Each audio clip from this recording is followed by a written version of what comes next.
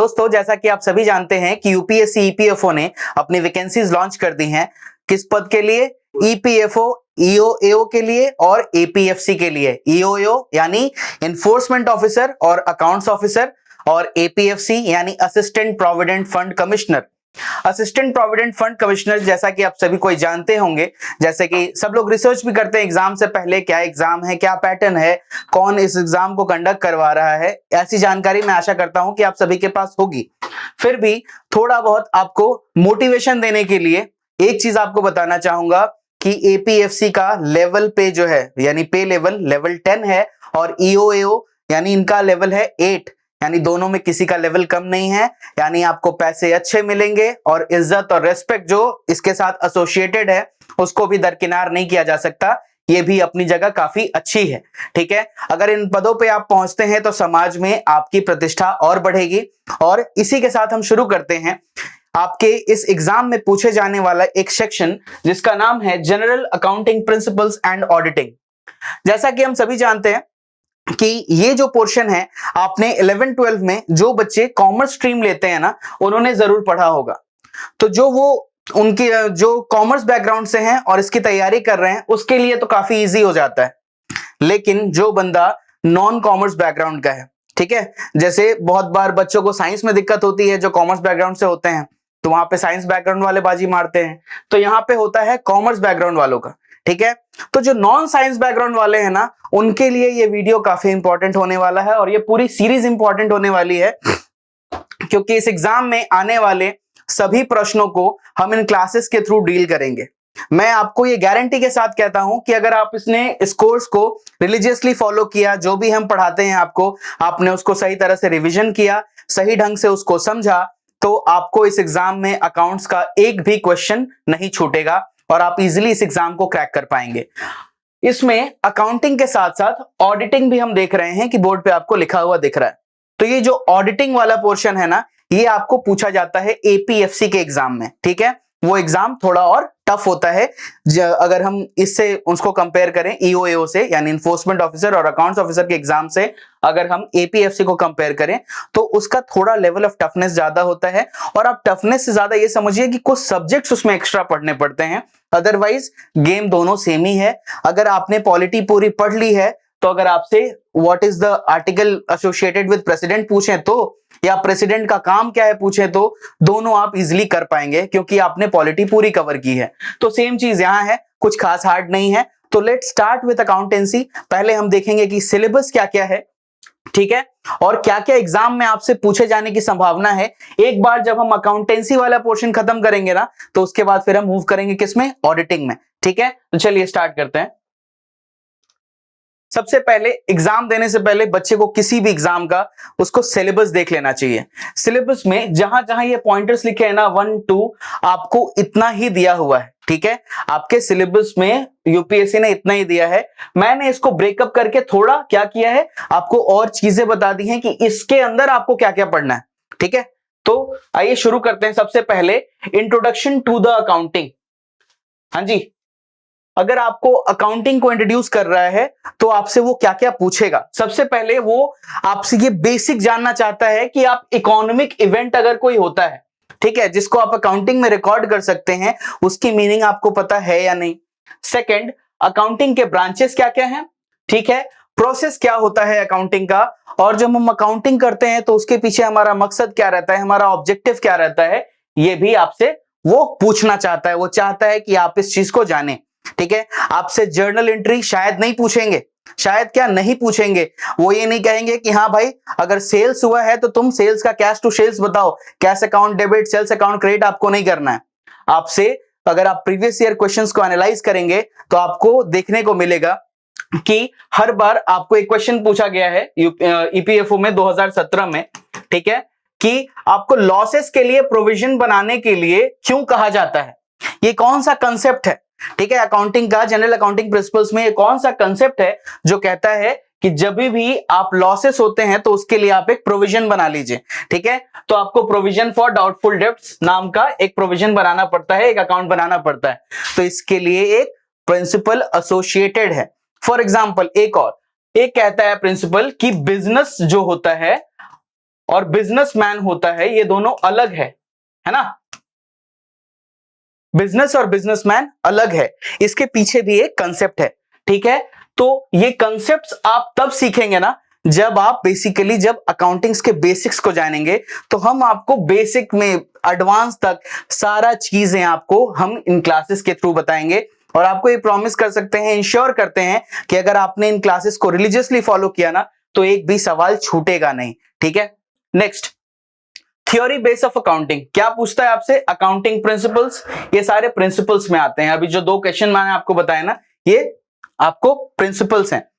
उसके बाद कन्वेंशंस क्या क्या हैं, अकाउंटिंग टर्मिनोलॉजी क्या क्या है। फॉर एग्जांपल लेट्स से, जैसे आपको एक टर्म सुना होगा आपने डेटर, ठीक है, एक टर्म सुना होगा आपने क्रेडिटर, इसी से मिलता जुलता 2 टर्म डेबिट क्रेडिट, है ना। ये कुछ कुछ टर्म्स हैं, एग्जांपल दे रहा हूं, ऐसे तो बहुत सारे टर्म्स हैं लेकिन ये कुछ कुछ बेसिक टर्म्स हैं। फॉर एग्जांपल अगर आपको पता है कि डेटर क्या है, आपको पता है क्रेडिटर क्या है, उससे पहले आपको पता होना चाहिए कि डेबिट क्या है ना, उससे फिर आपको पता होना चाहिए कि क्रेडिट क्या है। तो जी ये टर्म्स टर्मिनोलॉजीज भी हम सामने आने वाले जितनी भी क्लासेस है ना, हम धीरे धीरे एक एक टॉपिक को कवर करेंगे और उसमें आपको ये इजीली मैं बताता जाऊंगा। अगर आपको कुछ भी नहीं आता अकाउंट्स में तो वो सबसे अच्छा है मेरे लिए, क्योंकि मेरे लिए और इजी हो जाएगा आपको ये चीजों को समझा पाना और आपको इतना तैयार कर देना कि आप इजीली एग्जाम में इन क्वेश्चंस को डील कर पाओ, ठीक है। चलिए आगे बढ़ते हैं। नेक्स्ट क्या है, अगर कोई ट्रांजेक्शन्स है तो उसको रिकॉर्ड करना, ठीक है। ये रिकॉर्डिंग का भी तरीका होता है। इन रिकॉर्डिंग का ये नहीं है कि हाँ आपने जैसे तैसे कॉपी में लिख दिया कि फॉर एग्जांपल ए के अकाउंट में मैंने डाल दिए हैं 500, बी के अकाउंट में डाल दिए हैं 500, सी के अकाउंट में डाल दिए हैं 500। बहुत लोग तो ये रिकॉर्ड भी नहीं करते होंगे, या कुछ लोग करते हैं तो जैसे आप देखते हैं कि एक खाता मेंटेन करते हैं या रजिस्टर मेंटेन करते हैं जिसमें यहाँ पे लिख देते हैं, ठीक है। लेकिन अकाउंटिंग में ये इस तरह से लिखा जाता है ना कि फॉर एग्जांपल आपके पास लेट्स से आपने कुछ सामान खरीदा है, ठीक है, सामान खरीदा है आपने उधार पे, लेट्स से 500 रुपए का आपने सामान खरीदा है, तो आपका जो गुड्स अकाउंट है वो क्या हो जाएगा, क्रेडिट हो जाएगा 500 से, है ना। और एक जगह जहां पे क्रेडिटर्स हैं जिनको आपको पैसे देने हैं, वहां पे फिर क्या होगा, वो अकाउंट आपको 500 से बेसिकली वो भी बढ़ाना पड़ेगा, क्योंकि 500 रुपए का आपका क्या हो गया, उधार आपके सर पे चढ़ गया है, तो आपको उनको भी पेमेंट करना है। तो ये सारी चीजें बहुत बेसिक सा है, कुछ खास हार्ड नहीं है, इजीली कवर अप हो जाएगा। फिर आते हैं अकाउंटिंग इक्वेशन पे, ये सम्स के टाइप में होता है, बहुत हार्ड नहीं है, आपको ज्यादा से ज्यादा 15 मिनट लगेंगे इसको ग्रास्प करने में, कोई खास हार्ड नहीं है। फिर आता है जर्नल, लेजर, अभी जो मैंने बुक बनाया था वो है लेजर। अब जर्नल क्या होगा, फॉर एग्जांपल मैंने क्या कहा कि मैंने गुड्स खरीदा है वो भी उधार में, तो लेट्स से कि मैंने उधार राम से खरीदा है, तो आप क्या कर दीजिए, गुड्स अकाउंट को डेबिट कर दीजिए। क्यों, क्योंकि what comes in debit what goes out credit, एक रूल है, ये रूल भी हम लोग समझेंगे सीखेंगे आने वाले क्लासेस में, आपको इसके लिए टेंशन नहीं लेना है। तो गुड्स अकाउंट को हमने डेबिट कर दिया, और जिसके यहाँ पे ये हमारा यहाँ पे क्रेडिटर क्या हो गया, बढ़ा है, तो उसको हमने क्या कर दिया, क्रेडिट कर दिया, है ना। क्रेडिटर क्या है, बढ़ा है, तो ये चीज हमने क्या कर दिया, क्रेडिट कर दिया। तो ये चीज आपको क्या करना है, धीरे धीरे हम लोग इनके बेसिक सीखेंगे। टाइम है आपके पास, अच्छा खासा टाइम है। यूपीएससी ने 2 जो डेट है रिजर्व आपको अभी तक, मतलब हम लोग मान के चल रहे हैं कि एग्जाम हो सकता है, तो उसमें होगा या तो जुलाई 2 को हो जाए, या तो शायद 13 जुलाई को हो जाए, या फिर सितंबर में होगा। और ये बहुत सारा क्वेश्चंस है बहुत सारे लोगों का कि सर 2 पोस्ट निकला है, एक एपीएफसी का निकला है, एक ईपीएफओ का ईओएओ का निकला है, क्या दोनों का एग्जाम एक साथ लेगा क्या? नहीं, दोनों का एग्जाम अलग होगा। एपीएफसी के लिए एक डेट होगा और एनफोर्समेंट ऑफिसर और अकाउंट्स ऑफिसर के लिए एक डेट होगा, तो दोनों का एग्जाम अलग अलग दिन में लिया जाएगा, ठीक है। तो इसके लिए आप मान के चलिए कि आपके पास प्रॉपर 3 महीने हैं, ठीक है, और अकाउंटिंग को कवर अप करने के लिए आपको 15 दिन चाहिए। तो जो भी 15 दिन मैं क्लासेस लूंगा ना, उसको जाके आप बस रिवीजन कीजिए और आपका 15 दिन में अकाउंटिंग खत्म हो जाएगा। बहुत ज्यादा वास्ट नहीं है इसका सिलेबस, क्योंकि वो आपको बेसिकली चार्टर्ड अकाउंटेंट नहीं चाह रहा है, वो इतना जान रहा है कि हाँ इसको बेसिक पता होने चाहिए। इसके अलावा कुछ आपको फॉलो करना है, नोट्स कंटेंट हम आपको सारा दे देंगे, इससे जुड़ा हुआ जो पीपीटी होगा हम अपने टेलीग्राम चैनल पे अपलोड करा देंगे, ताकि वहां से आपको इसका ये मिलता जाए। आपके लिए अलग से कुछ बुक्स पढ़ने की जरूरत नहीं है, हम लोग आपको सारा कुछ देंगे। इसके बावजूद भी बहुत सारे बच्चों का क्वेश्चन रहता है कि क्या सर कोई और बुक फॉलो करना चाह रहे हैं, तो हाँ, तो अगर आपको करने का मन है तो आप एनसीईआरटी ले लीजिए, ठीक है, क्लास 11 की और क्लास 12 की, और आपका काम हो जाएगा, ठीक है, इससे ज्यादा आपको नहीं पढ़ना है। उसके बाद क्या है, rules of debit and credit, कैसे अभी जैसे हम लोगों ने सीखा कि कैसे डेबिट होगा, क्या क्रेडिट होगा, कौन सा अकाउंट में बढ़ाना है, कौन सा अकाउंट में घटाना है, ये सब चीज। उसके बाद अकाउंट्स कितने टाइप के होते हैं, वो लॉजिक क्या है इन रिकॉर्डिंग के पीछे, जो भी ट्रांजैक्शंस होते हैं इसके पीछे, इसको रिकॉर्ड करने के पीछे क्या लॉजिक है, तो ये भी आपको इन क्लासेस में समझ में आने लगेगा। Next, trial balance. Trial balance में मान लीजिए एक साइड में आपने सारा खर्चा लिख दिया, ठीक है, यानी टोटल एक्सपेंसेस लिख दिए, और एक साइड में आपने लिख दी इनकम। यही है ट्रायल बैलेंस, कुछ नहीं है, बस ये रिकॉर्ड करना है और लास्ट में लाके दोनों को मैच करना होता है, ठीक है, कुछ खास हार्ड नहीं है, इजी है। फॉर एग्जांपल मान लो ना आपका 500 रुपए आपने खर्च किया, तो बैंक से भी तो उतना गया होगा, ठीक, तो आपका 500 रुपए किसी चीज में आपने खर्च किया है, तो मान लीजिए आपने गुड्स खरीदा है, ठीक है, फॉर एग्जांपल लेट्स से कि आपने 5000 रुपए का एक फोन खरीद लिया, तो आपके यहाँ पे बैंक अकाउंट से 5000 गए और 5000 का आपके पास फोन आ गया, ठीक है, तो आपने यहाँ पे जो ये है फोन अकाउंट में डाल दिया 500, और जो यहाँ बैंक अकाउंट से 500 लेस कर दिया। इजी है, कुछ खास हार्ड नहीं है, आप लोग इजीली कवर अप कर लेंगे, ठीक है। उसके बाद अकाउंटिंग में एरर्स कैसे कैसे होते हैं, ठीक है, इनका रेक्टिफिकेशन कैसे कैसे होगा, ये सारा चीज हम सीखेंगे। ट्रायल बैलेंस कैसे बनाया जाता है, सस्पेंस अकाउंट क्या होता है, कभी कभार ट्रायल बैलेंस आपका मैच नहीं होता है तो आपको ओपन करने के लिए एक सस्पेंस अकाउंट, जिस साइड कम हो रहा है वहां हम सस्पेंस अकाउंट खोल के उसको मैच कर देते हैं, ठीक है, तो और बाद में फिर हम क्या करते हैं, उसी को रेक्टिफिकेशन भी करना पड़ता है। तो ये सारा चीज का कंसेप्ट हम लोग ट्रायल बैलेंस में सीखेंगे। नेक्स्ट, फिर क्या आता है, बिल्स ऑफ एक्सचेंज, ठीक है, एक ऐसा बिल जो आपको क्या करना है, एक्सचेंज कर लिया। फॉर एग्जाम्पल लेट्स से कि मिस्टर ए के पास एक बिल है, ठीक है, बिल क्या है कि आज से 3 महीने बाद मिस्टर ए को 500 रुपए के बदले 514 रुपए मिलेगा, ठीक है, 514 रुपए मिलेगा, ये 14 रुपए इनका इंटरेस्ट है। अब मिस्टर ए को अचानक से कुछ पैसों की जरूरत पड़ जाती है, ठीक है, और इनका मिस्टर जेड से ये पैसा मान लीजिए ए को मिलना था। मिस्टर ए को कुछ पैसे की अचानक जरूरत पड़ जाती है, वो जाके बी से कहते हैं कि बी, मिस्टर बी भाई अब क्या मेरा ये बिल आप ले सकते हो, इसके बदले में आप मुझे क्या करो कि अभी 510 रुपए दे दो, और आज से 2 महीने बाद अगर आप जाओगे बिल एक्सचेंज करने तो क्या होगा, आपको 514 मिल जाएगा। तो यही है बिल ऑफ एक्सचेंज, और कुछ नहीं है। तो फिर इसके जगह जो पैसा मिलना होगा वो किसको मिलेगा, मिस्टर बी को, और उनको मिलेगा 514, क्योंकि कोई बिना फायदे के क्यों ये काम करना चाहेगा, ठीक है। दोस्ती यारी को, ट्रांजेक्शन्स को हम लोग रिकॉर्ड नहीं करते हैं, दोस्ती यारी का ट्रांजेक्शन्स नहीं है। जो ट्रांजेक्शन मॉनेटरी है, बेनिफिट है, नहीं है, लॉस है, ये सारा ट्रांजेक्शन रिकॉर्ड कहां होता है, यानी जो भी मॉनेटरी होगा वो सारा हमारे अकाउंटिंग से रिलेटेड है, ठीक है। नेक्स्ट, मोडस ऑपरेंडी क्या है, बिल ऑफ एक्सचेंज का क्यों बनाते हैं, प्रोमिसरी नोट क्या है। फॉर एग्जांपल आप अगर अभी सभी पढ़ रहे होंगे ना, तो अपने पॉकेट से एक एक नोट निकाल लीजिए, ठीक है, एक एक नोट, कोई भी नोट निकाल लीजिए, या कहीं अगल बगल आपका नोट रखा होगा तो नोट निकालिए। फॉर एग्जांपल जैसे मैं भी एक नोट निकाल रहा हूं, ठीक है, चलिए एक नोट मैंने निकाल लिया, लेट्स से 50 रुपए का नोट है। 50 रुपए के नोट पे अगर आप जाएंगे ना तो देखेंगे इस जगह पे, कहां पे, इस जगह पे आप देखेंगे कि लिखा हुआ है मैं धारक को 50 रुपए देने का वचन देता हूं, ठीक है, ध्यान से देखिएगा, I promise to pay the bearer a sum of 50 rupees, ठीक है, ये क्या है, प्रॉमिस है। उस बगैर अगर ये प्रॉमिस ना हो और इस पे आरबीआई के गवर्नर का सिग्नेचर ना हो तो इस कागज के टुकड़े की कोई वैल्यू नहीं होगी। यही है प्रॉमिसरी नोट। ये तो यही सिलेबस पढ़ते पढ़ते सीख लिया सर। क्लियर सबको, आशा करता हूं समझ आ रहा होगा। पहले एक बार सिलेबस डिकोड करेंगे, उसके बाद फिर हम लोग क्लासेस पे चलेंगे, ठीक है, आगे बढ़ते हैं। फिर बिल का डिस्काउंटिंग कैसे होगा, बेसिकली यही जो ये मिस्टर बी जब जाके मिस्टर जेड से ये बिल को क्या करेगा, पैसा वापस लेगा, यही है बिल डिस्काउंटिंग, और कुछ नहीं है। रिबेट क्या क्या है, ये सारा चीजें हम लोग क्लियर करेंगे। Next, accounting standards. For example आप मानिए कि हर ऑर्गेनाइजेशन के कुछ कुछ नियम कानून होते हैं। फॉर एग्जाम्पल आपके स्कूल में भी आप जाते थे ना, तो कुछ कुछ नियम होता था कि 8 बजे से क्लास शुरू हो जाएगी, ठीक है, लास्ट टाइम जो एंट्री करना है वो स्कूल में आपका 7:30 है, ठीक है, असेंबली ग्राउंड में सबको सबमिट हो जाना है 7:30 बजे, ठीक है, 15 मिनट प्रेयर में जाएगा, 15 मिनट की जो होगी आपकी बेसिक स्पीच वगैरह, असेंबली में जो जो होता है, फॉर एग्जाम्पल कोई आके न्यूज पढ़ता है, कोई कुछ इवेंट करता है, तो ये सारा चीज करने के लिए आपका 8 बजे तक टाइम है। फिर 8 बजे से लेके 8:45 तक एक क्लास, फिर 8:45 से 9:30 तक एक क्लास। ये क्या है बेसिकली आपका कुछ कुछ स्टैंडर्ड सेट किया कि आपको इसी प्रोसेस को फॉलो करना है। फॉर एग्जाम्पल अगर क्रिकेट खेलते होंगे, क्रिकेट सब कोई देखता होगा, तो देखेंगे उसमें कि पिच जो होगी वो 22 यार्ड की ही होगी, ठीक है। ये 22 यार्ड की पिच से ही खेलना है आपको।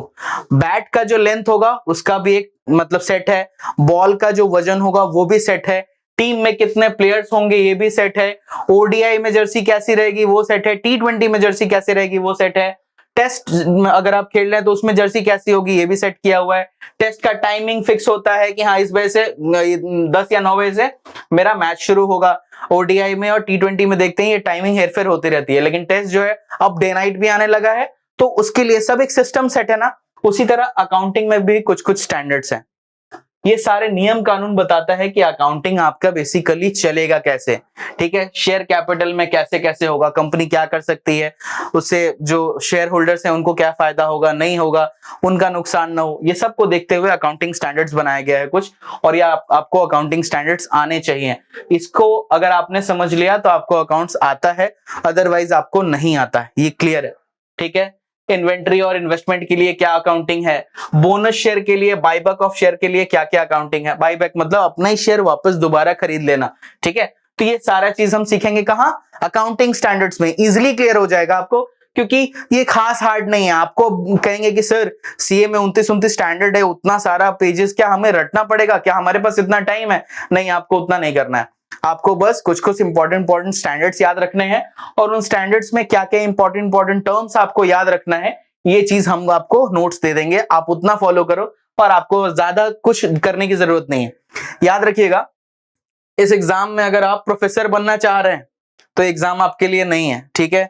इवन आईएएस के भी जो बच्चे तैयारी करते हैं ना, वो भी अगर ऑप्शनल पढ़ने जाते हैं, ठीक है, अकाउंटेंसी का अगर ऑप्शनल ले लिया, कॉमर्स ऑप्शनल ले लिया, वो भी ये पूरा का पूरा 29 रगड़ के याद नहीं करते। कोई नहीं करता, क्योंकि इतना टाइम नहीं है। आप सीए नहीं कर रहे हैं, ठीक है, आपको सीए नहीं चाह रहा है, तो अगर आप ये कर रहे हैं तो ज्यादा डीप में जाएंगे, इतना टाइम नहीं है सर आपके पास बहुत लिमिटेड टाइम है। प्लस हम ये भी मान रहे हैं ना कि और भी कोई आप साथ में एग्जाम दे रहे हैं तो प्रिपरेशन उसकी भी करिए, और साथ में ईपीएफओ कर लिए। बहुत ज्यादा करने की जरूरत नहीं है। फॉर एग्जांपल जो बच्चा यूपीएससी की प्रिपरेशन कर रहा है ना, उसको 2 या 3 सब्जेक्ट्स बस एक्स्ट्रा पढ़ने हैं, वो भी थोड़ा थोड़ा पढ़ना है, बहुत ज्यादा नहीं पढ़ना है। वो इजिली चाहे तो इसको क्रैक कर सकते हैं। एसएससी के बच्चे भी, ठीक है, मैथ्स, रीजनिंग, इंग्लिश ये सब आप पढ़ते ही हैं। जीएस में भी आपने हिस्ट्री, पॉलिटी, इकोनॉमी और ये थोड़ी बहुत करंट अफेयर्स आप अपडेटेड ही रहते हैं। 2-3 सब्जेक्ट आपको भी ज्यादा पढ़ना है, ठीक है। जो बैंकिंग की भी तैयारी कर रहे हैं, आपका भी 3-4 सब्जेक्ट बहुत अच्छा कमांड है आपको, ठीक है। बच जाता है क्या, तो ये 3-4 सब्जेक्ट आपको एक्स्ट्रा पढ़ने पड़ेंगे, जैसे industrial relation and labour laws है, उसके बाद आपका अकाउंटिंग आ जाता है, ऑडिटिंग आ जाता है। तो टफ नहीं है। अगर आप खुद से टफ नहीं बनाए जर्नी को ना, तो जर्नी टफ नहीं होगी कभी भी। याद रखना, ये बेस्ट अपॉर्चुनिटी है आपके पास। 577 पोस्ट कम नहीं होता है, ठीक है, और ये वैकेंसी हर साल आती नहीं है। इस वैकेंसी के लिए इंतजार करना पड़ता है बच्चों को, और एपीएफसी की तो बहुत दिनों बाद एग्जाम हो रहा है, ठीक है। तो ये पोस्ट बहुत जानदार पोस्ट है। अगर आप 4 साल 5 साल काम करोगे ना ईओ में, तब जाके आप बनोगे एपीएफसी। यहां आप डायरेक्टली रिक्रूट हो सकते हो एपीएफसी में, सोच लो। तो एक बड़ा अपॉर्चुनिटी है, प्लीज डोंट मिस इट, ठीक है। नेक्स्ट आगे बढ़ते हैं, किस पे, प्रिपरेशन ऑफ फाइनल अकाउंट्स। ये सभी कोई मोर और लेस मेरे ख्याल से थोड़ा बहुत तो इसका आइडिया सभी को होगा। सभी कोई, अगर उनके दोस्त कॉमर्स में है ना, तो बोलते होंगे यार बैलेंस शीट टैली नहीं कर रही, बैलेंस शीट टैली नहीं कर रही। ये टर्म सुना होगा उन लोगों ने। ये बैलेंस शीट वाला गेम जो है ना, यही आता है, ठीक है। हम लोग इसी में सीखेंगे, आपको बैलेंस शीट नहीं बनाना है, ठीक है। फॉर एग्जांपल इससे जुड़ा हुआ एक क्वेश्चन दे देता हूं आपको, कि सीओजीएस निकालने के लिए बोल देता है, ठीक है, cost of goods sold.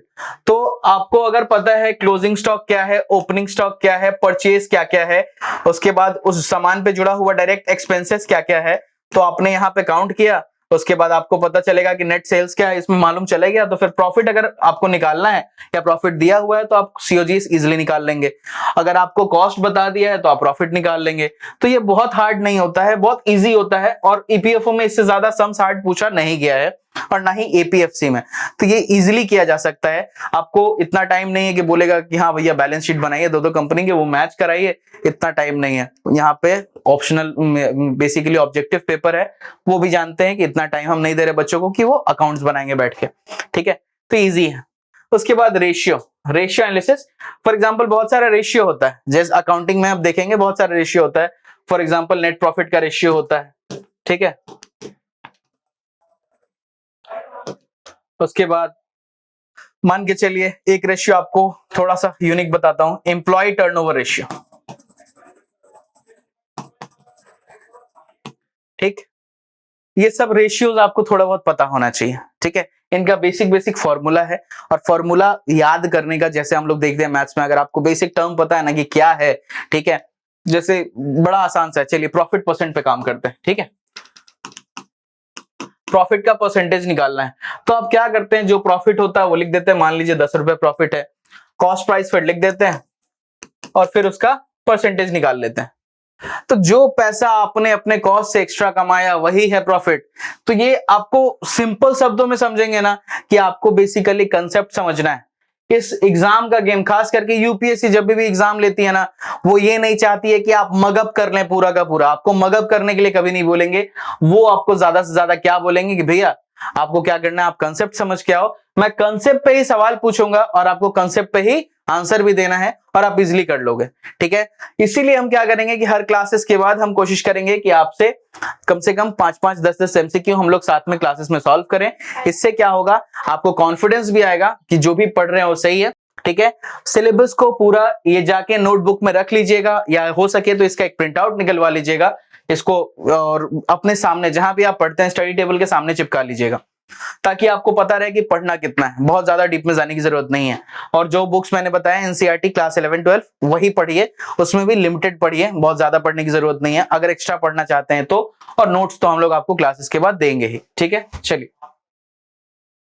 Next क्या है, अकाउंटिंग स्टैंड। अच्छा ये हो गया ना, फिर क्या, अब आइए अकाउंटिंग है क्या। हमारी क्लास शुरू होती है यहां से कि अकाउंटिंग है क्या। अब बड़ा इजी कंसेप्ट है, ध्यान से सुनिएगा। सबसे पहली बात है बिजनेस इवेंट्स, ठीक है। बिजनेस इवेंट, कोई भी इवेंट बिजनेस इवेंट्स कब कहलाता है। फॉर एग्जांपल एक शादी हो रही है, क्या वो बिजनेस इवेंट है? आंसर है नो। एक बच्चे का जन्म हुआ, क्या वो बिजनेस इवेंट है? आंसर है नो। आपने गाड़ी खरीदी, क्या वो बिजनेस इवेंट है? आंसर है यस। आपके पॉकेट से पैसा गया और किसी और के पॉकेट में पहुंचा, उसके यहां से गाड़ी निकली और आपके यहां पे पहुंची, ये क्या है, एक बिजनेस इवेंट है। यहां पे क्या हुआ है, एक्सचेंज हुआ है, ठीक है। एक्सचेंज हुआ है किस चीज का? मनी का। देखिए those events which occur in the normal operation of a business like sale and purchase of goods are called business events, ठीक है। बड़ा आसान सा है ना। मान लीजिए एक पेन है, अगर ये पेन आपने खरीदनी है, ठीक है, तो मैं इसे बेचूंगा तब तो आप खरीदेंगे। तो मेरा जब बेचना और आपका खरीदना दोनों कोइंसाइड कर रहा है कि मुझे बेचने की इच्छा है इसको और आपको खरीदने की इच्छा है, और आपने तब इसको खरीदा, उसके बदले मुझे पैसे मिले, तब ये इवेंट एक बिजनेस इवेंट कहलाएगा, ठीक है। रिश्तेदार जाते समय आपको कुछ 100-50 दे देते हैं, आप पहले मना करते हैं, नहीं नहीं मम्मी क्यों कर रहे हैं चाचा जी, क्या जरूरत है पैसे की, पैसा नहीं चाहिए नहीं चाहिए, लेकिन फिर एक चुपके से एक हाथ में रख भी लेते हैं। बहुत लोग, ये टेक्निक होता है कि अरे क्यों दे रहे हैं, क्यों दे रहे हैं, क्यों दे रहे हैं, और फट से ले लिया पैसा, ठीक। तो ये क्या करते हैं बेसिकली कि एक टेक्निक होता है। लेकिन क्या वो इवेंट एक बिजनेस इवेंट है? आप खुद से बताइए। आंसर है नहीं। वो एक इकोनॉमिक एक्टिविटी नहीं है जहां पे पैसा का लेन देन नहीं हुआ। आपने क्या उसके बदले कुछ दिया है चाचा जी को? आप बोलेंगे कि हाँ चाचा जी आए थे तो हम पानी वानी पिलाए थे, सेवा हुआ किए थे, पान खिला दिए थे। नहीं, इसको प्यार कहते हैं, ठीक है। और फीलिंग जो है वो एक इकोनॉमिक एक्टिविटी में नहीं आती, याद रखिएगा ध्यान से, ठीक है। तो जहां पे भी सेल एंड परचेस हुआ है, ठीक है, फॉर एग्जांपल मैन्युफैक्चरिंग हुई है, इस पेन को मैन्युफैक्चर किया गया होगा, इसके लिए रॉ मटेरियल खरीदा गया होगा, ठीक है। तो रॉ मटेरियल जब खरीदा गया तो वो भी एक इकोनॉमिक एक्टिविटी है। ये सारा चीज तो मैन्युफैक्चरिंग, सेलिंग, सेल होगा तो परचेस भी होगा, ये सारा चीज क्या है? Economic activity. और इकोनॉमिक एक्टिविटी किसमें आता है? बिजनेस इवेंट्स में। आशा करता हूं बिजनेस इवेंट्स आपको समझ में आ रहा होगा। अब बढ़ते हैं कि बिजनेस इवेंट्स कितने टाइप के होते हैं, टाइप्स ऑफ बिजनेस इवेंट्स। ठीक,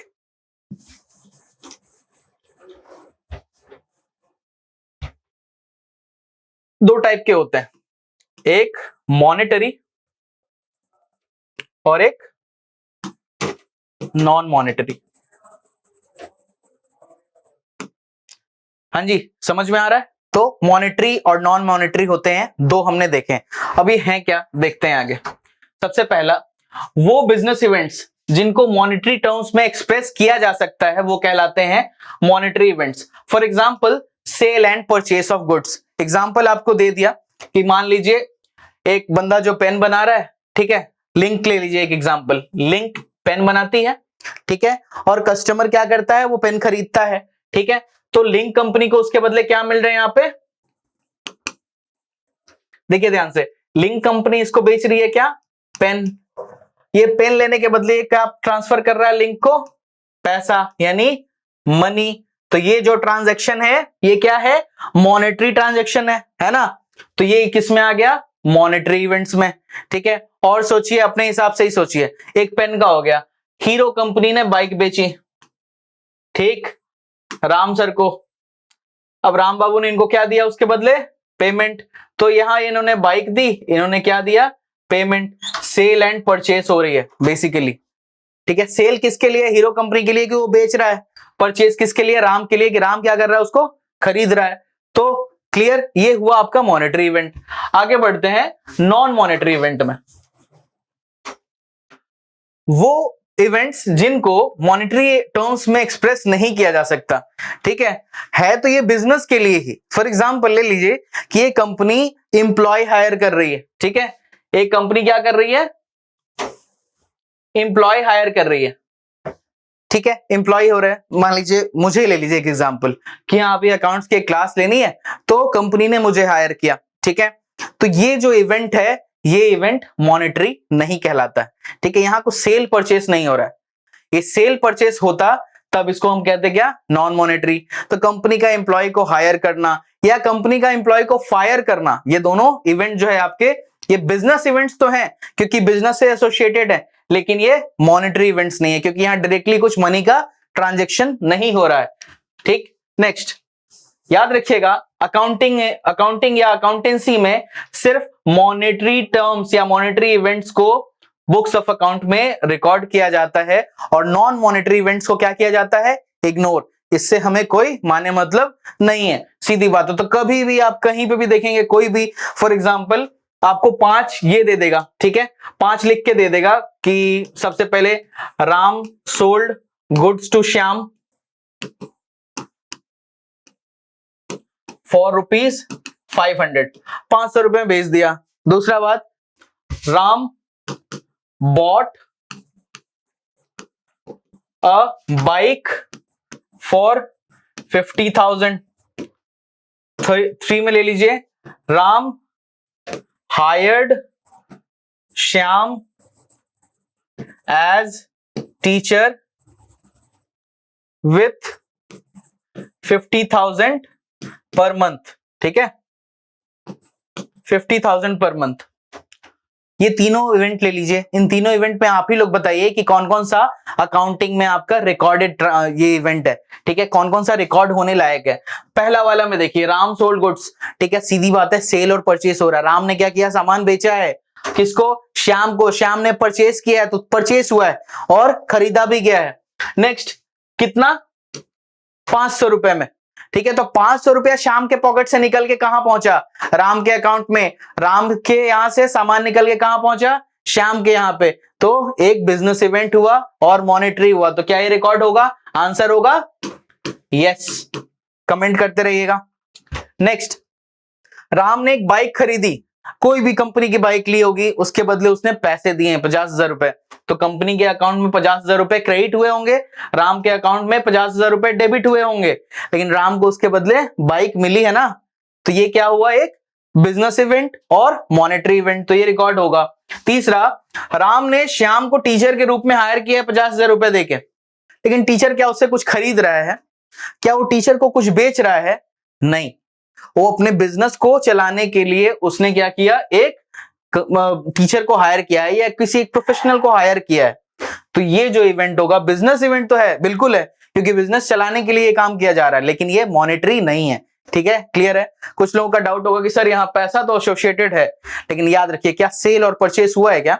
सेल और परचेस अगर नहीं होता है तो वो अकाउंट, वो ट्रांजेक्शन हमारा नॉन मॉनेटरी ट्रांजेक्शन है, और नॉन मॉनेटरी ट्रांजेक्शन हमारा बिजनेस इवेंट होने के बावजूद भी हमारे किसी काम का नहीं है, अकाउंटिंग में रिकॉर्ड नहीं होगा। श्योर? चलिए आगे बढ़ते हैं।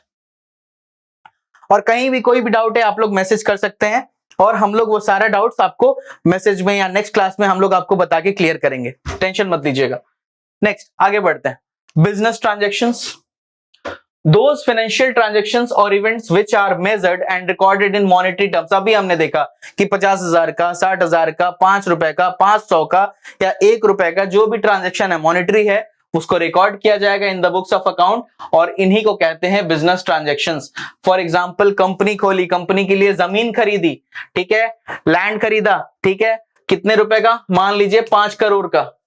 तो ये इवेंट जो है ये कंपनी के साथ एसोसिएटेड है, उसके लिए जमीन खरीदी है, उस पर फैक्ट्री बनाई, ठीक, ये भी मान लीजिए 10 करोड़ का, मशीनरी लाया होगा 15 करोड़ का।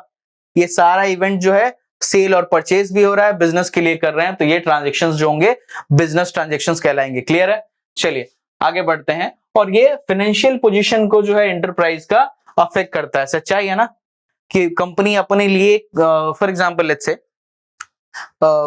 एक पेन बनाने वाली कंपनी ले लीजिए, ठीक है, ये पेन बनाने वाली कंपनी एक दिन में अभी 50 पेन बना रही है मान लीजिए, इसने फिर एक मशीन लाया खरीद के ताकि और ज्यादा पेन को मैन्युफैक्चर कर पाए, क्योंकि पेन की डिमांड अच्छी है, अच्छा बिकता है, तो उन्होंने सोचा कि क्यों नहीं हम अपना मैन्युफैक्चरिंग और बढ़ाएं, जब डिमांड है तो हम सप्लाई बढ़ाएंगे, ठीक है, उस हिसाब से हम पैसा भी चार्ज करेंगे, तो बेसिकली उसको एक अलग मशीन तो लानी पड़ेगी। ये एक बिजनेस ट्रांजैक्शन है, जो खर्च होगा क्या वो रिकॉर्ड होगा? बिल्कुल होगा, क्योंकि सेल और परचेज हो रहा है। क्लियर है? चलिए आगे बढ़ते हैं। अकाउंटिंग क्या है? डेफिनेशन कुछ भी कहे आप सिंपल समझिएगा, ठीक है, ये डेफिनेशन तो आपको कोई भी किताब में मिल जाएगी। सिंपल समझिए कि कोई भी ऐसा इवेंट जो कंपनी को मॉनेटरी टर्म्स में अफेक्ट करता है, ठीक है, और वो बिजनेस इवेंट है, वो सारा का सारा रिकॉर्ड करना, उसको लिखना, उसका ट्रैक रखना, उसका रिकॉर्ड रखना ही अकाउंटिंग है, इसके अलावा कुछ नहीं। समराइज करना, फॉर एग्जांपल सेल वाला है तो आप जो सेल यानी आपका सामान बिका, तो बिका हुआ सामान का आप एक रिकॉर्ड रखेंगे ना कि हाँ इतना सामान बेचा, ताकि आपको और सामान खरीद के लाना है बेचने के लिए, आपके यहाँ पे तो खरीद के लाना होगा, तो उसको क्या करेंगे फिर आप परचेज करेंगे, तो परचेज वाला जो आपका बुक होगा उसमें जाके आप उतना पैसा लिखेंगे कि हाँ इतना सामान खरीदा, आपका जो प्रॉफिट होगा आप उसका रिकॉर्ड करेंगे, आपने जो लॉस हुआ है आपको आप उसका रिकॉर्ड करेंगे। ये सारा रिकॉर्डिंग ही अकाउंटिंग है, इसके अलावा कुछ नहीं। बहुत ही लेमन टर्म्स में आपको समझा दिया है, इतना याद रखिएगा। अब आइए देखते हैं बुक का डेफिनेशन क्या कहता है। Accounting is an art, art है भाई, कला है। क्या? आइडेंटिफाई करना कि मौसा जी का जाके आपने पैर छुआ और मौसा जी जाते जाते आपको 100 रुपए पकड़ा दिए। क्या ये इवेंट जो है हमारा मॉनेटरी है, अकाउंटिंग में रिकॉर्ड होने लायक है? आंसर है नहीं सर, ये नहीं होगा। तो ये वाला इवेंट को आइडेंटिफाई करना, राम ने बाइक खरीदी या राम ने गाड़ी खरीदी, ठीक है, ये इवेंट क्या एक मॉनेटरी इवेंट है? हाँ इवेंट है। क्या ये कंपनी को अफेक्ट कर रहा है? अगर कंपनी के यूज के लिए है तो काम का है, अगर पर्सनल यूज के लिए तो उससे हमें कोई माने मतलब नहीं है, तो ये भी याद रखिएगा। नेक्स्ट, मेजर करना, रिकॉर्ड करना, क्लासिफाई करना कि हाँ भाई ये कौन सा अकाउंट में जाना चाहिए, इसी को बोलते हैं क्लासिफाई करना, ठीक है, और उसको समराइज करके उन इवेंट्स को क्या कर लेना, रिकॉर्ड कर लेना, यही कहलाता है अकाउंटिंग, इसके अलावा कुछ भी नहीं है। ठीक है, समझ में आया? क्लियर? हाँ यार ना बता दीजिए, और अपना जो भी डाउट्स है कमेंट बॉक्स में लिखते रहिएगा, ताकि हम लोग सामने आने वाली क्लासेस में एक एक डाउट्स को क्लियर करके आगे बढ़ते हैं। Next, identifying the events to be recorded in the books of account. Identify करना कि कौन सा इवेंट को हमको रिकॉर्ड करना है, कौन सा इवेंट को रिकॉर्ड नहीं करना है। ठीक है, इजी है। फिर मेजर करना है मॉनेटरी टर्म्स में कि कितना रुपए का हुआ, तो उसको मेजर करना है आपको। नेक्स्ट, फॉर एग्जांपल ले लो, इजी है, इसको एक एग्जांपल देता हूं। आपके पास मान लो एक कंसाइनमेंट है आपका, ठीक है, कंसाइनमेंट में आप लेके क्या आ रहे हैं, मान लीजिए शुगर लेकर आ रहे हैं आप, कहां से, सबसे हाईएस्ट शुगर प्रोड्यूसिंग कौन है स्टेट इंडिया में, बताइए? लेट्स से यूपी, ठीक है। तो आप यहां से शुगर लेकर आ रहे हैं। आपको पता है कि जब आप कंसाइनमेंट, जब वो ट्रक से आ रहा है ना, तो हो सकता है बारिश का सीजन है, चीनी में पानी गिरेगा तो चीनी क्या होगा, घुलेगा। तो आपको पता है कि कुछ कुछ आपका नॉर्मल लॉस होगा, ठीक है। ये भी आपको अपने अकाउंट्स में माइनस करके चलना पड़ता है। फॉर एग्जाम्पल पेट्रोलियम, पेट्रोलियम जब आप कैरी करते हैं, आपको पता है कि धूप में पेट्रोल उड़ जाता है, ठीक है। तो आप उतना नॉर्मल लॉस मान के चलते हैं, लेकिन चलते चलते अगर टैंकर पलट गया, जो ट्रक चीनी लेकर आ रही है उसका एक्सीडेंट हो गया, तो ये जो लॉसेस होंगे इनको कहते हैं एबनॉर्मल लॉस। तो ये दोनों को भी आपको मेजर करके चलना होता है कि सर मेरा नॉर्मल लॉस कितना होगा, मेरा एबनॉर्मल लॉस कितना होगा। ये इवेंट को भी आपको क्या करना पड़ता है, क्लासिफाई करना पड़ता है, मेजर करना पड़ता है। नुकसान हुआ तो कितने रुपए का हुआ, फायदा हुआ तो कितने रुपए का हुआ, आपको ये सारा चीज मेजर करना पड़ता है। फिर उसको आपको रिकॉर्ड करना पड़ता है बुक्स ऑफ अकाउंट्स में, ठीक है। जैसे जो जहां का है, सेल्स है तो सेल्स बुक में जाएगा, परचेजेस हुआ तो परचेज बुक में जाएगा। अगर आपने उधार पे खरीदा है, ठीक है, यानी आपको पैसे क्या करने हैं, चुकाने हैं, तो क्या होगा, वो किस में जाएगा, क्रेडिटर्स अकाउंट में जाएगा। आपने उधार में सामान बेचा है, यानी आपको पैसे मिलने हैं, तो किसके अकाउंट में जाएगा, डेटर्स के अकाउंट में जाएगा, कि डेटर्स से आपको पैसा मिलेगा। ये सारा creditor, debtor, debit, credit, accounting terms जब हम करेंगे ना, तो आपको सारा अकाउंटिंग टर्म्स में हम समझा दूंगा आपको कि आपको बेसिकली क्या क्या याद रखना है, इससे ज्यादा आपको याद नहीं रखना है, ये बेसिक बेसिक ही पूछेगा। नेक्स्ट, जो अभी मैंने बोला कि जो जहां जहां होगा उसको रिकॉर्डेड ट्रांजेक्शन को उसके ग्रुप में बिठा देना है। फॉर एग्जांपल सेल्स बुक में, परचेज बुक में, क्रेडिटर्स का क्रेडिटर्स के अकाउंट में, डेटर्स का डेटर्स के अकाउंट में, सेल्स बता दिया आपको। अगर कैश में ट्रांजेक्शन है तो कैश बुक में जाएगा, बैंक का ट्रांजेक्शन है तो पासबुक में जाएगा। ये सारा चीज आपको उसके जगह पे बिठा देना है, यही है accounts. The transaction relating to the similar nature are posted under the same head. For example, all cash sales related transactions are recorded in the sales account.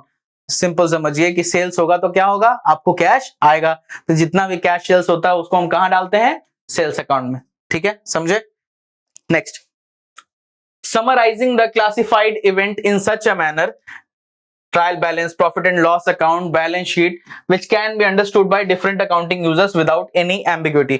For example, बड़ा सिंपल सा है, आपने कभी अकाउंटिंग नहीं पढ़ी, आप जाके balance sheet देखोगे ना किसी कंपनी की, थोड़ा बहुत अगर आपको आइडिया है, बैलेंस शीट देख लोगे ना, तो आपको समझ में आएगा कि कंपनी की फाइनेंशियल पोजीशन क्या है, कंपनी के पास एसेट्स कितने हैं, कंपनी के पास लायबिलिटीज कितनी है। थोड़ा और दिमाग लगाना चाहोगे, जाके उसका ट्रेडिंग अकाउंट देख लो, जाके उसका प्रॉफिट एंड लॉस अकाउंट देख लो, आप देखोगे कि कंपनी कितना ओपनिंग स्टॉक लेकर आई थी, कितना इन्होंने साल में सामान खरीदा है, उस सामान को खरीदने को, सामान को अपने कंपनी में लाने के लिए कंपनी ने कितना ये किया है, बेसिकली उस पर डायरेक्ट एक्सपेंसेस कितना किया है, कितना मैन्युफैक्चर किया है, कितना सेल्स किया है, ठीक है। ये सारा चीज आपको पता चल जाएगा, क्लोजिंग स्टॉक क्या था आपको पता चल जाएगा, तो ये इजी हो जाता है, ठीक है। उसका ग्रॉस प्रॉफिट क्या है, फिर जब आप पीएल देखोगे तो देखो ये कंपनी इस सामान को बेचने के लिए मार्केटिंग में, एडवर्टाइजमेंट में, जो एम्प्लॉइज है उनकी सैलरीज, ये सब कैसे कैसे पेमेंट कर रही है। तो आप देखोगे कि सामान को बेचने के लिए क्या क्या आपका इनडायरेक्ट एक्सपेंसेस है, तो वो पैसा आपका कहां चला जाएगा, वो भी पैसा आपका पीएल में चला जाएगा। तो आप समझ जाओगे कि कौन कौन सा हेड में आपको क्या क्या मिल जाएगा। तो बड़ा आसानी सा दिया रहता है, जो भी अकाउंटिंग के यूजर्स है ना, उनको समझ में आ जाए, हमको इसीलिए क्लासिफाइड तरीके से वहां पे लिखना पड़ता है, यही है अकाउंटिंग, ठीक है। आगे बढ़ते हैं। Analyzing the summarized data by using different tools of analysis according to the needs of different users। सही बात, जैसे जैसे आपका फॉर एग्जाम्पल आपको पीएल निकालना है, ठीक है, तो प्रॉफिट एंड लॉस का एक मेथड दिया हुआ है, आपको उसी मेथड से लिखना है कि जो भी खर्चे हैं आपको उसमें किस में लिखना है, डेबिट साइड में लिखना है, जो भी इनकम है आपको किस में लिखना है, क्रेडिट साइड में लिखना है।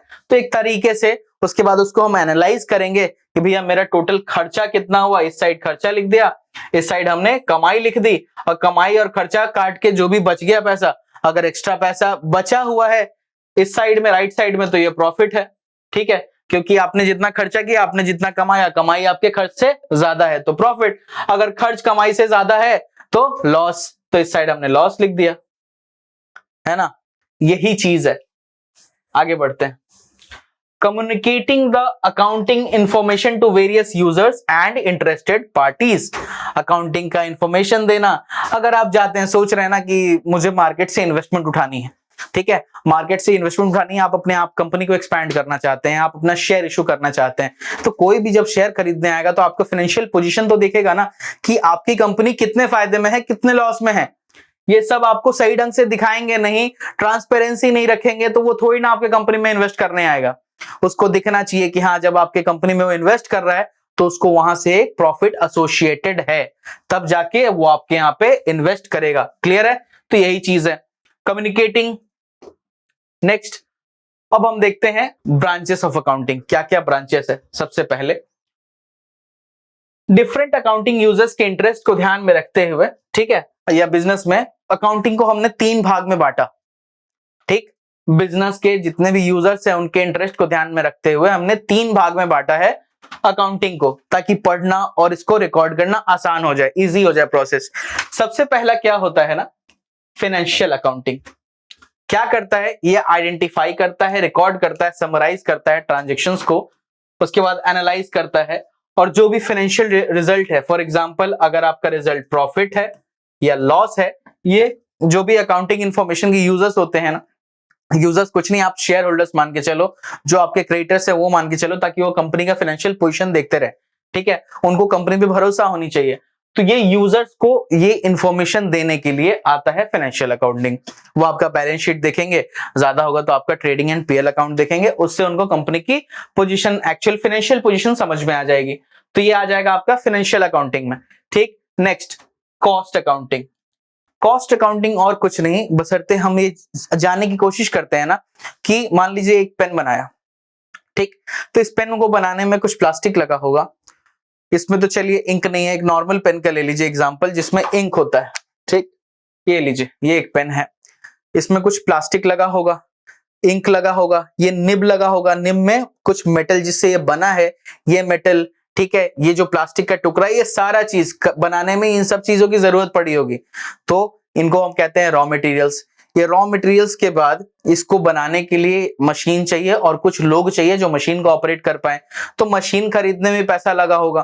तो इस कंपनी को बनाने में, ठीक है, कंपनी बार बार तो मशीन का खर्चा इस पे ऐड नहीं करेगी, कंपनी ये देखेगी कि एक मैंने मशीन खरीदा, उससे मैं कितना पेन बना पा रहा हूं, तो कंपनी को ये भी कोशिश करना है कि मशीनरी में जो पैसा लगाया मैंने उसको भी रिकवर कर पाऊं। सिंपल सोचो, इतना डीप मजा। फॉर एग्जाम्पल ऐसा ले लो कि एक ऑटो वाला है, ठीक है, एक ऑटो वाला है, ऑटो वाले ने एक ऑटो खरीदा, ठीक है, ऑटो वाले ने एक ऑटो खरीदा, तो मान लीजिए 1 लाख रुपए में उसने एक ऑटो खरीदा।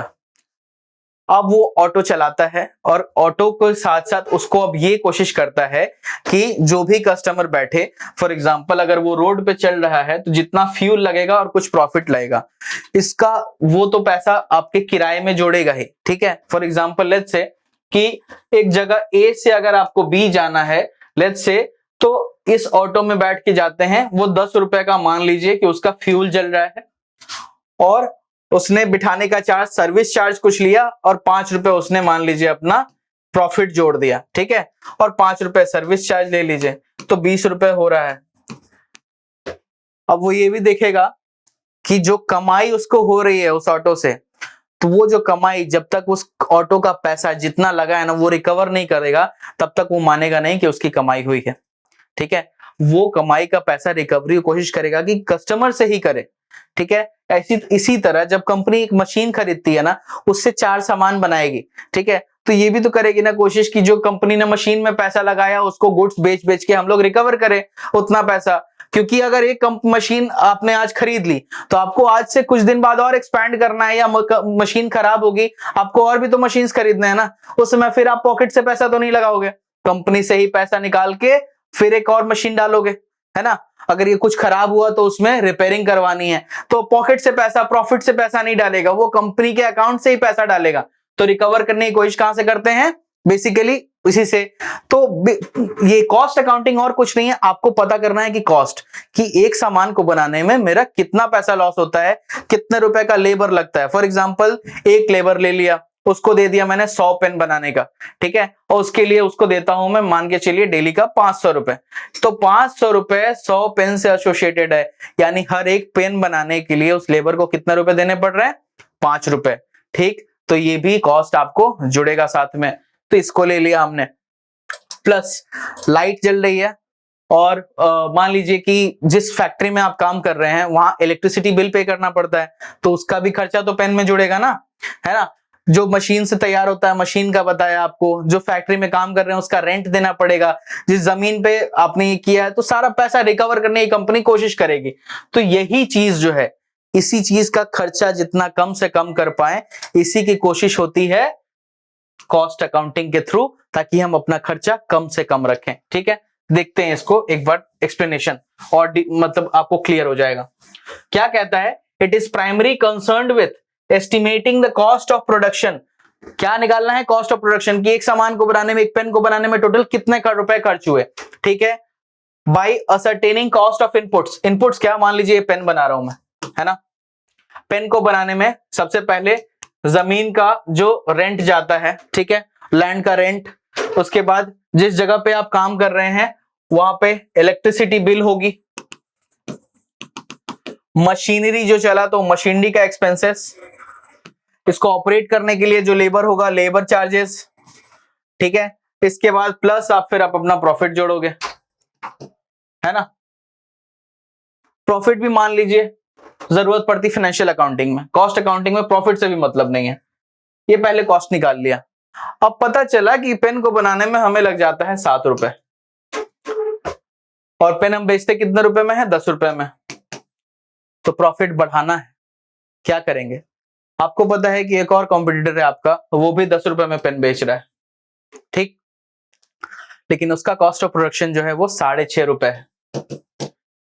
आप क्या करेंगे, कोशिश कि आप अपना कॉस्टिंग को कम करें, क्योंकि अगर आप प्राइस बढ़ा दोगे सेम टाइप ऑफ पेन के लिए तो कोई आपका पेन क्यों खरीदेगा। भाई साहब 10 रुपए में आप बेच रहे हो, 10 रुपए में वो भी बेच रहा है, तो आपका पेन क्यों खरीदे, उसका पेन क्यों ना खरीदे। लिंक भी बेच रही है और रॉरिटो भी बेच रहा है, दोनों कंपनी एक एक पेन बेच रही है, दोनों बॉल पेन बेच रहे हैं, मान लीजिए 10 रुपए का ये भी बेचता है, 10 रुपए का वो भी बेचता है, और दोनों में जाएंगे, कोई भी ऑप्शन होगा तो आप एक पेन उठा के ले आते हैं, फिर उतना कंपनी नहीं देखते हैं। कस्टमर को पता है कि हाँ पेन का काम लिखने का है, मैं 10 रुपए की अगर उसका बजट है ना तो कोशिश करेगा कि 10 रुपए कोई भी कंपनी का पेन जो स्मूथली चले वो लेकर चलाएगा। तो अगर उस टाइम पे आप देख रहे हैं कि ये कंपनी प्रॉफिट थोड़ा ज्यादा बना रही है, तो आप भी क्या करेंगे कि हाँ हम भी प्रॉफिट ज्यादा बनाएं। प्रॉफिट ज्यादा बनाएंगे तब तो आप एक नया और काम खोल पाएंगे या इसी में और एक्सपैंड कर पाएंगे। तो आप प्राइसिंग बढ़ा नहीं सकते, तो आपको क्या कम करना है, अपना कॉस्टिंग। फिर आप कोशिश करेंगे कि ये अगर 6.5 में कर रहा है तो मैं 6 में लेकर आऊं, ताकि मेरा ग्रोथ और ज्यादा हो। ठीक है, चलिए अभी का last, management accounting. Management accounting क्या है ये देखिए, ये मैनेजरियल नीड्स को कैटर करता है अकाउंटिंग इंफॉर्मेशन। मैनेजरियल नीड्स, उसको पता है कि कंपनी को चलाने में उसको क्या क्या इंफॉर्मेशन चाहिए, ये मैनेजमेंट अकाउंटिंग उसी से डील करता है। For example cash flow statement, कि कैश फ्लो कैसा है, कंपनी में कैश आ रहा है या नहीं आ रहा है, अगर आ रहा है तो कहां अटका पड़ा है पैसा, कितना पैसा आया, ये सारा चीज कैश फ्लो में देखेगा। कैश बजटिंग, उसके बाद रेशियो एनालिसिस, ठीक है, रेशियो एनालिसिस में देखिए कि नेट प्रॉफिट रेशियो क्या है, ठीक है, अगर आप लॉस कर रहे हैं तो लॉसेस क्यों हो रहा है, एम्प्लॉय का टर्नओवर अगर हो रहा है तो कैसा क्या गलत है पॉलिसीज में कि एम्प्लॉय छोड़ छोड़ के जा रहे हैं, ठीक है, अगर आपकी जो प्रोसेस है मान लीजिए जो ऑपरेट करने की, तो वो ऑपरेशन में क्या दिक्कत है जिस कारण से हमारा जो काम है सही टाइम पे टारगेट हमारा मीट नहीं हो पा रहा है, डिलीवरी में दिक्कत है, तो ये सारा चीज हम कवर करते हैं किसमें, मैनेजमेंट अकाउंटिंग में। तो आशा करता हूं अभी तक आपको क्लास समझ में आया होगा। कहीं भी डाउट है, कुछ भी डाउट है अकाउंट्स में, हमारे साथ जुड़े रहिए, हम एक एक चीज आपका क्लियर करेंगे और आपका एग्जाम में सिलेक्शन होने की गारंटी हम लेते हैं कि आपने इसको सही ढंग से पढ़ लिया। जिस दिन ईपीएफओ का आप लोग एग्जाम देकर आओगे, शाम में जब हम बैठ के सॉल्यूशन करेंगे ना उस पेपर का, तो देख लेना उस समय आपको मैं गारंटी दे सकता हूं कि जिस वक्त हम लोग सॉल्व कर रहे होंगे तो कम से कम 90% क्वेश्चंस आपको डायरेक्टली नोट से मिल जाएंगे, ठीक है, और 10% आपके ट्रिक पे, लॉजिक पे होता है कि आप सॉल्व कर पा रहे हो या नहीं कर पा रहे हो, क्योंकि यूपीएससी आपको लॉजिक पे ही बेस करके क्वेश्चन पूछता है। लास्ट टाइम अकाउंट से क्वेश्चंस थोड़े कम आए थे, तो इस बार आने की क्वेश्चंस ज्यादा हैं, तो अकाउंट से काफी इंपॉर्टेंट सब्जेक्ट होगा आपके लिए। तो मिलते हैं नेक्स्ट क्लास में, तब तक के लिए शुक्रिया, और आप लोग इस प्रिपरेशन में डटे रहिए, बिल्कुल थोड़ा भी कमजोर नहीं पड़ना है, बेस्ट मौका है, बेस्ट अपॉर्चुनिटी है, बिल्कुल जान लगा दीजिए, इस बार लेना ही है।